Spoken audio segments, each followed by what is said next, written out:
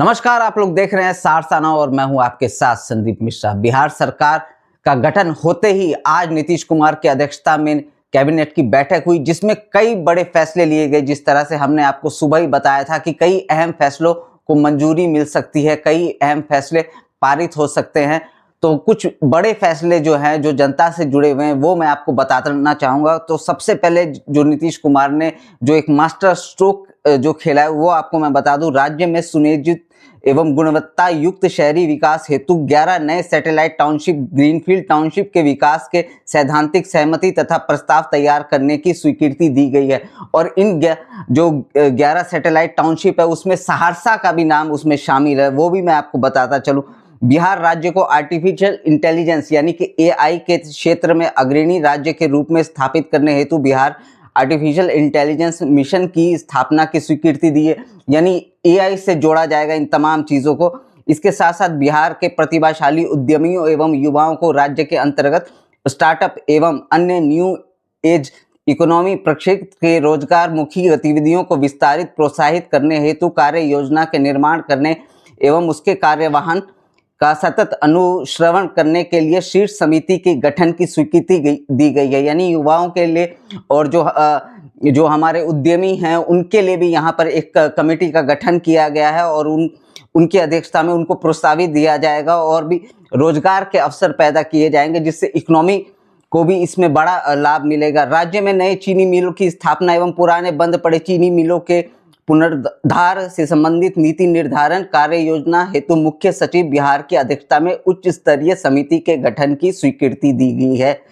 यानी कि मैं आपको बता दूं, जो बिहार में बंद चीनी मिल पड़े हुए थे, जिसको लेकर के लगातार विपक्ष भी नीतीश कुमार पर निशाना साधता रहता था कि चीनी मिल बंद है, और जब भी कोई भी सरकार आती है तो वो हमेशा वादा करती है कि हम जो बंद पड़े चीनी मिल हैं उनको खोल देंगे, नए चीनी मिल बनाएंगे। तो यहाँ पर नीतीश कुमार ने भी एक नया मास्टर स्ट्रोक खोला है। उन्होंने उच्च स्तरीय समिति का गठन किया है, जिसकी अध्यक्षता जो है वो बिहार के मुख्य सचिव करेंगे, यानी कि बिहार के जो चीफ सेक्रेटरी हैं वो करेंगे। बिहार को पूर्वी भारत का नया टेक हब के रूप में विकसित करने के उद्देश्य से defence corridor, semiconductor manufacturing park, global compatibility centre, mega tech city एवं फिनटेक सिटी की स्थापना हेतु कार्य योजना के निर्माण तथा उसके कार्यान्वयन का सतत अनुश्रवण करने के लिए शीर्ष समिति के गठन की स्वीकृति दी गई है। यानी कि बिहार को पूर्वी भारत जो यानी कि ईस्टर्न भारत के टेक हब के रूप में यहाँ विकसित किया जाएगा और डिफेंस कॉरिडोर की स्थापना की जाएगी। साथ ही साथ सेमीकंडक्टर मैन्युफैक्चरिंग पार्क का भी यहाँ पर निर्माण करने की बात की है। बिहार को न्यू एज इकोनॉमी अंतर्गत एक वैश्विक बैंक एंड हब एवं ग्लोबल वर्क पैलेस के रूप में अगले 5 वर्षों में स्थापित करने के उद्देश्य की पूर्ति हेतु कार्य योजना के निर्माण तथा उसके कार्यान्वयन का सतत अनुश्रवण करने के लिए शीर्ष समिति के गठन की स्वीकृति दी गई है। यानी कि कई सारी चीज़ों की स्वीकृति जो है आज पहली कैबिनेट की बैठक से जो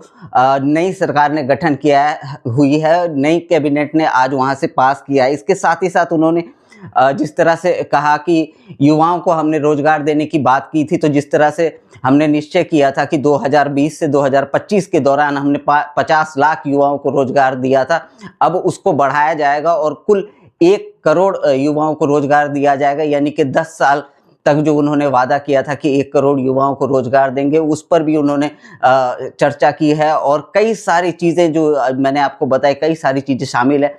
अब देखना ये है कि ये ज़मीनी स्तर पर कितने खरे उतरते हैं, लेकिन हम उम्मीद करेंगे जो वादे नीतीश कुमार ने किए हैं, क्योंकि जनता का जनादेश उनको मिला है, तो जनता ने उन पर भरोसा जताया है, तो वो भी जनता के जनादेश का सम्मान करें और इन तमाम चीज़ों को धरातल पर लाएं।